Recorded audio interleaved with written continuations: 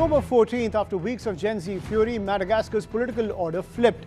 President Andry Rajoelina fled the country as Parliament impeached him, and the military announced a transitional authority, suspending key institutions and promising an interim civilian-led government before new elections.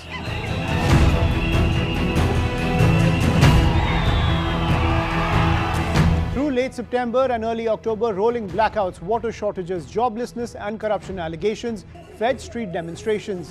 What made these protests different was their center of gravity, a digitally savvy cohort of young Malagasi's who used social media platforms to coordinate fresh rallies, broadcast police responses and keep momentum nationwide. As crowds grew, the elite CAPSAT unit, historically pivotal in Malagasy politics, defected to the protesters, isolating the presidency. Rajoelina moved to dissolve parliament, and the lawmakers went ahead and impeached him anyway. With parts of the security apparatus refusing orders to disperse demonstrators, the presidency quickly unraveled.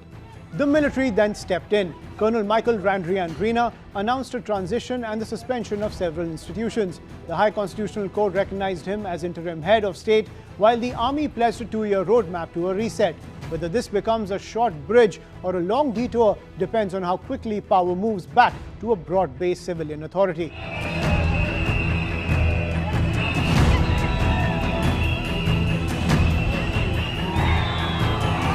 The youth movement wasn't built around traditional opposition machines. It was a network that enabled speed.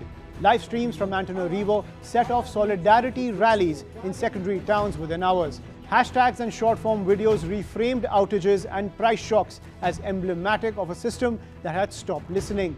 Protesters openly cited youth-led movements in other countries as playbooks for staying non-violent, nimble and visible. A generation raised on mobile internet has learned to turn governance failures into mobilizing frames and to translate local grievances into national action. However, military-steered transitions in Madagascar's past have struggled to deliver stable civilian rule. Without rapid confidence building, free media and a credible electoral timetable, today's victory could harden into tomorrow's stalemate.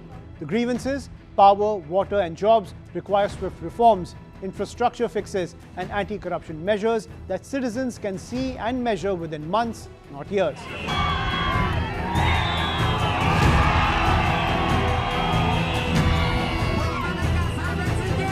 Madagascar joins Nepal in a growing list where Gen Z activism has forced political resets. A youthful network movement translated public hardship into political action and toppled an entrenched presidency.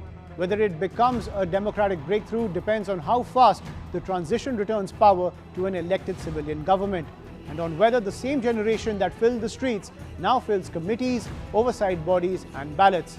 Gen Z must pivot from protest to policy and sustain gains by converting street legitimacy into institutional presence.